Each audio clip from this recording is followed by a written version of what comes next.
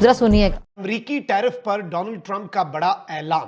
पूरा भारत लरज उठा है। भारत की जानिब से इसका जवाब भी दे दिया गया है। और फिर इंडिया ने एक बड़ा धमाका किया, और सबसे बड़ा धमाका इस वक्त और जो जनाटेदार चपेट मारी है इंडिया ने अमेरिका के मुंह पे, वो ये है कि 7 साल में मोदी पहली मर्तबा चीन के दौरे पर जाने वाला है। जो जा रहे हैं तो जाहिर सी बात है, हो सकता है कोई बहुत बड़ी गेम होने वाली है जो भी मंजर आम पे नहीं आई, क्योंकि इंडिया जो करता है कहता है वो करके दिखाता है। और इस खबर से थर थर कांप उठा है जी one and only America. Donald Trump की टांगे कांपती है जब वो देखता है व्लादिमीर पुतिन, नरेंद्र मोदी और शी जिनपिंग हाथ में हाथ डाले जब लहराते हैं, तो कहीं ना कहीं अमेरिका को अपना डॉलर खत्म होता नजर आ रहा है। देखें, डोनाल्ड ट्रंप के साथ बिजनेस करना, वो जैसे कहते हैं ना कि घोड़े की अगाड़ी और पिछाड़ी दोनों से बच के रहना चाहिए।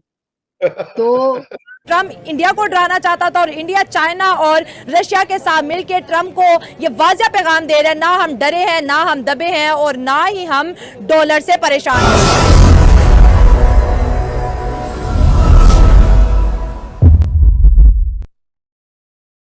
नमस्कार दोस्तों, स्वागत है आपका इंडिया को फास्ट में।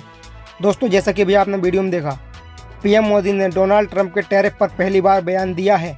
अमेरिका के 50% वाले टैरिफ के जवाब में पीएम मोदी ने साफ कर दिया कि भारत किसी भी कीमत पर झुकने वाला नहीं है। जी हां, अमेरिका की टैरिफ वाली घुड़की से भारत डरने वाला नहीं है। डोनाल्ड ट्रंप ने भारत पर 50% टैरिफ लगा दिया है। इस पर पहले विदेश मंत्रालय ने जवाब दिया। अब खुद पीएम मोदी ने डोनाल्ड ट्रंप को सीधा संदेश दे दिया है। पीएम मोदी ने जो कहा है उससे साफ है कि भारत किसी भी कीमत पर ट्रंप के टैरिफ से ना ही डरेगा और ना ही झुकेगा। भारत कभी भी कोई समझौता नहीं करेगा। भारत के केंद्र में किसान शुरू से रहा है और उस किसान का हित सर्वोपरि है। जी हाँ, आइए देखते हैं इस पर पाकिस्तान का क्या रिएक्शन है। तब तक आप वीडियो को लाइक कर दीजिए और चैनल को सब्सक्राइब कर दीजिए।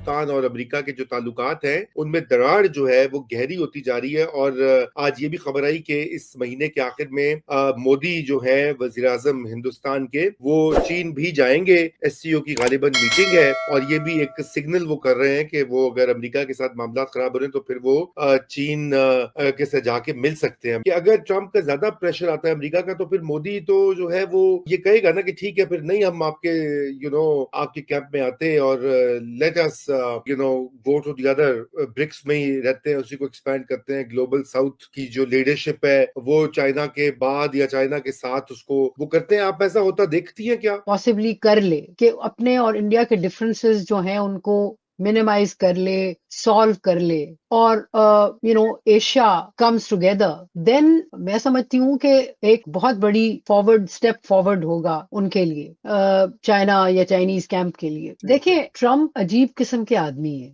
ये चंद महीनों पहले की बात है, आपको मैं याद कराती चलूं, जब उन्होंने इतनी बेइज्जती की थी यूक्रेनियन प्रेसिडेंट जेलेंस्की की। मतलब ये कि इतनी, जिसे कहते हैं ना, पत उतारी थी उस बेचारे की, उसको बुला के उसको कहा कि व्हाइट हाउस से निकल जाओ। तो इनका कुछ पता नहीं है। और तब ये कह रहे थे कि मुझे पुतिन से ज्यादा किसी को पुतिन का पता नहीं है और बिल्कुल वो बहुत अच्छा आदमी है, जब उसने कमिट कर लिया है तो वो पूरा करेगा। साथ ही अब वो पुतिन को धमकियां दे रहे हैं। अब वो कह रहे हैं पुतिन को 2 सबमरीन्स अपनी भेज दिए हैं, न्यूक्लियर वॉर की धमकियां दे रहे हैं। सो एक तो बात ये है कि ये कोई मेंटल मरीज डेफिनेटली है Donald Trump. Unstable foreign policy America की खुद बहुत है।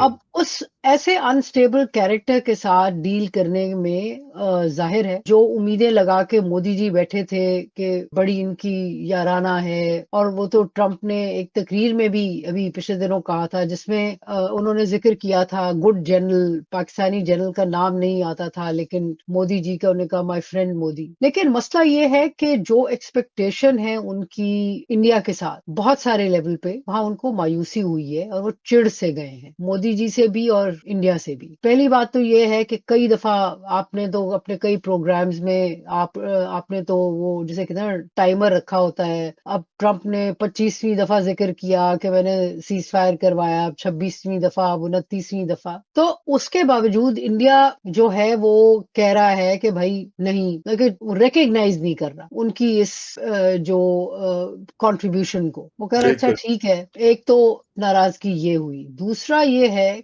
कि जैसे कई दफा आपके प्रोग्राम्स में जिक्र हुआ है कि जो वो कंसेशन मांग रहे हैं हिंदुस्तान से, वो नरेंद्र मोदी क्या कोई भी head of the government, Indian government, अगर राहुल भी हो तो वो भी नहीं कर सकते। एग्रीकल्चर और डेयरी पे ये कंसेशंस नहीं दे सकते। तीसरा ये है कि देखें, एक कॉन्टेक्स्ट था ऑयल का। ऑयल जो है एक तो चीपर, रिलेटिवली चीपर मिल रहा है रशिया से। दूसरी बात यह है कि पिछले साल की कैलकुलेशन है कि 1 billion barrels, millions of barrels महीने का जो है वो इंडिया इंपोर्ट कर रहा है। बट ये वो इंपोर्ट है जो कि यहाँ आता है, रिफाइन होता है प्राइवेट सेक्टर। मतलब ये कि कुछ महीने पहले जो पब्लिक सेक्टर रिफाइनरीज थी उन्होंने रशियन ऑयल लेना बंद कर दिया था, लेकिन जो प्राइवेट सेक्टर रिफाइनरीज है इंडिया की वो मेनली वो ले रही हैं। और ये जो ऑयल है ये प्रोसेस करके ये फिर आगे वो यूरोप को बेचते हैं। और जब पाबंदी लगाई थी जो बाइडेन ने यूरोप पे कि तुम लोग रशियन ऑयल नहीं ले सकते, जिसकी वजह से यहाँ अच्छा भला क्राइसिस आया था। क्योंकि मुझे याद है कि यूके में फ्यूल की प्राइस ऊपर चली गई और बहुत सारी चीजें महंगी हो जाती हैं। तो यहाँ फिर ये हुआ था कि जो वाया मीडिया यूरोप ने निकाला वो ये कि वहां से लेके, मतलब कि इंडिया से वो खरीदते थे। India was one of the countries जो कि रशियन ऑयल लेके प्रोसेस करके आगे यूरोप को देता था। तो एक कारोबार है जो चल रहा है। और इनफैक्ट जो ट्रेड एग्रीमेंट है मुख्तलिफ यूरोपियन मुल्कों की और हिंदुस्तान की, उसमें एक एस्पेक्ट जो है ये इस प्रोसेस ऑयल का भी है। अब जाहिर है ट्रम्प चाह रहे हैं कि उनसे खरीदा जाए ऑयल, लेकिन हमारे तो गर्दन पे अंगूठा देके हमसे तो उन्होंने डील कर ली है ऑयल की। बहुत सारे सवाल उठते हैं, इंडिया नहीं कर रहा। और दूसरी बात यह है कि वो कहते हैं कि जब मैं कह रहा हूँ उठो तो उठो, जब कह रहा हूँ बैठो तो बैठो। सो एक ईगो का मसला ट्रम्प साहब का पड़ गया है, जिसकी वजह से वो पुश कर रहे हैं। 25% कर दिया है। जाहिर है एक थोड़ा बहुत झटका लगेगा, लेकिन जो इंडिया में बहुत सारों की असेसमेंट है वो ये है कि वो तमाम जो इन्वेस्टर्स हैं जो कि स्पेशली जिनका अमेरिका के साथ लिंक है, वो इंडियंस जिनका अमेरिका के साथ स्पेशली लिंक है और जो कि जरा खुश करना चाहते हैं डोनाल्ड ट्रंप को, वो ज्यादा परेशान लग रहे हैं। बट इंडिया में ऐसी कोई वो परेशानी नहीं है। ऑफ कोर्स इकोनॉमी में कोई ऐसा मेजर सेटबैक नहीं आएगा, कुछ सेक्टर्स में बिल्कुल फर्क पड़ेगा, बट ऐसा नहीं है कि कोई इकोनॉमी उनकी क्रैश कर दे। जो आलमी तजज़ियाकार हैं ना, जो माशी तजज़ियाकार, वो ये कह रहे हैं कि अगर इंडिया रशिया से तेल नहीं खरीदता है तो इसके असरात पूरी दुनिया पे पड़ेंगे, क्योंकि जो आलमी मंडी है तेल की उस पर ज़्यादा बोझ पड़ेगा। अगर ये कतर और सऊदीया के तरफ आता है, खलीजी ममालिक के तरफ ये इंडिया भी आता है, तो इसके असरात आलमी तेल पर पड़ेगा और दुनिया भर में तेल महंगा हो सकता है। अगर इंडिया रशिया से नहीं लेता, अगर इंडिया रशिया से नहीं लेता है तो इसके असरात पूरी दुनिया पर डिमांड ज्यादा हो जाएगी, सप्लाई शॉर्ट हो जाएगी, तो फिर प्राइस इंक्रीज। एक गुंडा था अमेरिका,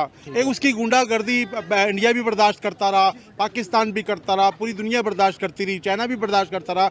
मगर जब अभी उसकी गुंडागर्दी इंडिया ने मुंह तोड़ जवाब इसलिए दिया है कि एक तो उसको रशिया की सपोर्ट है, उधर से चाइना की सपोर्ट है, ठीक है, और खुद मोदी खुद सुपर हीरो है।